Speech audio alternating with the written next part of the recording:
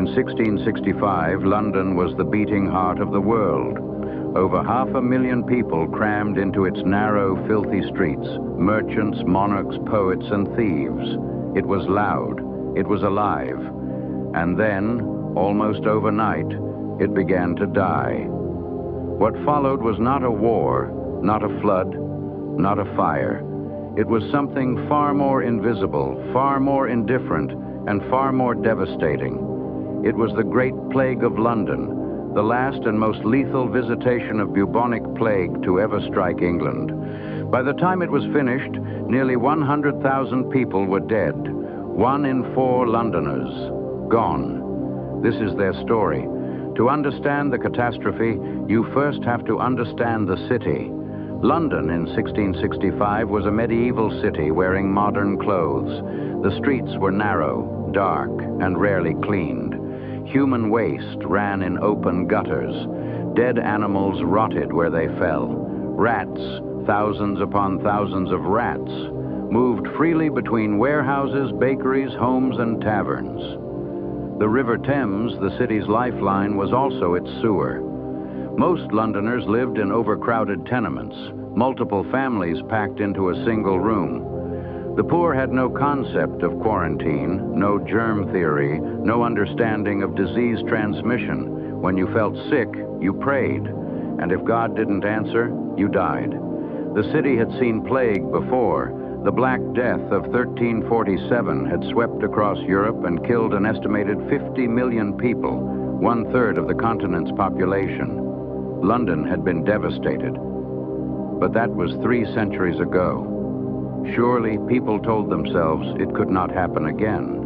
They were wrong. The warning signs came in the winter of 1664. There were whispers, reports from Amsterdam, where a ferocious epidemic was already tearing through the Dutch population. Ships arrived daily at the Thames carrying cloth, spices, grain, and something else no manifest would ever list. In December 1664, 2 French men died in a parish in the west of London. The cause of death was recorded quietly, almost reluctantly, in the parish registers: the plague. The authorities hushed it. Trade was too important, the economy too fragile. King Charles II had just fought an expensive war. No one wanted panic. But plague does not wait for permission. Through the spring of 1665, cases began to multiply, quietly at first, then faster. The disease started in the poorer outer parishes, St Giles in the Fields, a notorious slum district to the west of the city walls. The poor died first. They always do. Let's talk about what this disease actually was, and what it did to the human body. The bubonic plague is caused by the bacterium Yersinia pestis. It spreads primarily through the bite of infected fleas, fleas that live on rats. When a rat dies, its fleas seek a new host. In a city like London, that new host was almost always a human being. The symptoms arrived quickly and mercilessly. First came fever, chills, and overwhelming weakness. Then, the defining horror, came the buboes, grotesque swellings in the lymph nodes of the groin, armpit, or neck. These could grow to the size of an egg or even an apple. They were agonizing. They turned black. They sometimes burst, releasing a foul-smelling fluid. Alongside this came internal bleeding, causing dark blotches to appear beneath the skin, earning the plague its older name, the Black Death. Death typically came within 4 to 7 days. There was a secondary form, even more deadly, pneumonic plague, which infected the lungs and spread through the air, through a cough, a breath, a whisper. Pneumonic plague killed within 24 hours. Almost no one survived it. In the 17th century, no one knew any of this. Doctors believed disease was spread by miasma, bad air rising from the ground. They burned herbs. They carried posies of flowers to mask the smell of death. They bled patients. They applied burning irons to the buboes to drain them. Nothing worked. By June 1665, the death toll was rising steeply. The weekly bills of mortality, London's official death records, began to record terrifying numbers. Week of June 13th, 112 plague deaths. Week of July 4th, 470.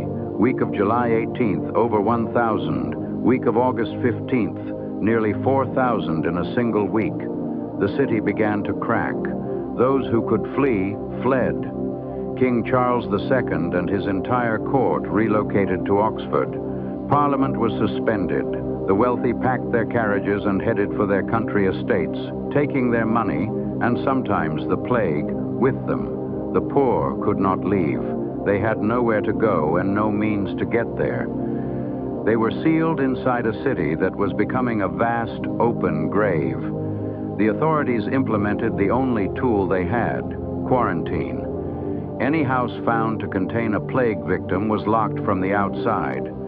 The entire household, the sick and the healthy alike, was imprisoned inside for 40 days. A red cross was painted on the door, and the words, "Lord, have mercy upon us," were written beneath it. A watchman stood guard outside, but not everyone ran. Not everyone retreated into fear. Some of the most extraordinary stories of the Great Plague are stories of courage, duty, and sacrifice. The Eyam miracle. In the small Derbyshire village of Eyam, the plague arrived in September 1665, carried, it is believed, in a parcel of cloth from London. Within weeks, villagers were dying. What happened next was remarkable. The village rector, William Mompesson, and his predecessor, Thomas Stanley, two men from opposite sides of a religious divide, agreed on something that transcended their differences. To prevent the plague spreading further into the countryside, they persuaded the villagers of Eyam to voluntarily quarantine themselves. The entire village, no one in, no one out. Surrounding villages left food and supplies at boundary stones, which the Eyam residents paid for with coins soaked in vinegar, an early attempt at disinfection. The quarantine held for 14 months.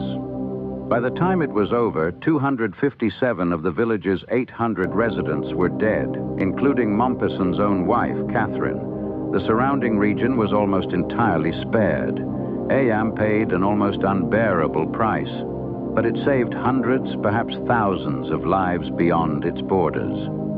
The village self-sacrifice of Eyam is one of the most extraordinary acts of communal courage in English history. The plague reached its terrible peak in September 1665. In that 1 month, over 30,000 people died in London alone. The streets smelled of death. The city was paralyzed. Trade had collapsed. Church attendance had collapsed. Normal life had simply stopped. And then, slowly, inexplicably, it began to ease. By October, the weekly death toll was falling. By November, it had dropped significantly. By the end of 1665, the worst was clearly over, though the plague would continue to kill into 1666. Why did it recede? Historians and scientists still debate this. The arrival of colder autumn weather slowed the flea populations. Some populations may have developed partial immunity. The rats themselves, the primary reservoir, may have been dying in large numbers, reducing transmission. Quarantine measures, crude as they were, had some effect. What is certain is this. When the king and court returned to London in February 1666, they returned to a wounded but surviving city. The dead numbered close to 100,000. In some parishes, the death rate had exceeded 20%. In the poorest areas, it was far higher, and then London caught fire. On September 2nd, 1666, a blaze broke out in a bakery on Pudding Lane, near the Thames. Fueled by a long summer drought and driven by strong winds, the fire spread with terrifying speed through the city's densely packed timber buildings. For 4 days, London burned. When it was over, 13,200 houses had been destroyed.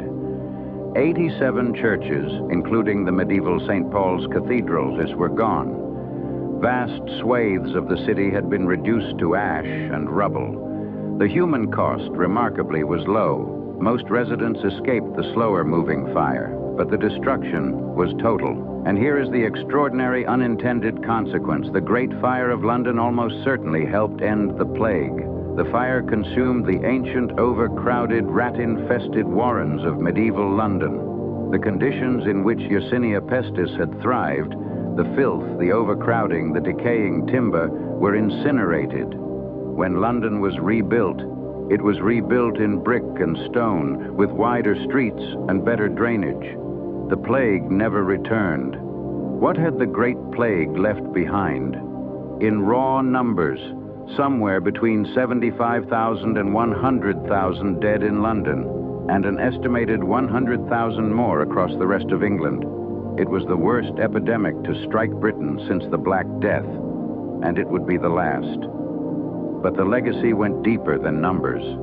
The plague accelerated profound changes in medicine, governance, and urban planning. The experience of mass death on this scale forced authorities to think, for the first time in a systematic way, about public health. The bills of mortality, which had tracked deaths weekly, became a primitive but real system of disease surveillance. The concept of quarantine, rudimentary and brutal as it was refined and codified. Intellectuals and physicians began to question the miasma theory of disease. It would take another 2 centuries before germ theory was formally established, but the Great Plague planted seeds of doubt that would grow into modern epidemiology. The works of Samuel Pepys and Daniel Defoe gave the plague a human face that mere statistics never could. Their writings ensured that the suffering of ordinary Londoners, the mother locked in a house with her dying children, the gravedigger working through the night, would not be forgotten. And Eyam endures as a symbol of what communities can do in the face of catastrophe, not just survival, but sacrifice, not just fear, but extraordinary quiet courage. The Great Plague of 1665 lasted less than 2 years. It killed in months what wars took decades to accomplish. It reshaped a city, scarred a generation, and left a wound in the English psyche that never fully healed. But London survived. It rebuilt. The plague that had seemed like the end of a city was, in the strange arithmetic of history, part of the story of its becoming. Today, beneath the streets of London, in the foundations of its offices and tube stations and parks, lie the bones of those mass graves. The dead of 1665 are still there, beneath the coffee shops and the office blocks and the tourist trails. They are still there, and they deserve to be remembered.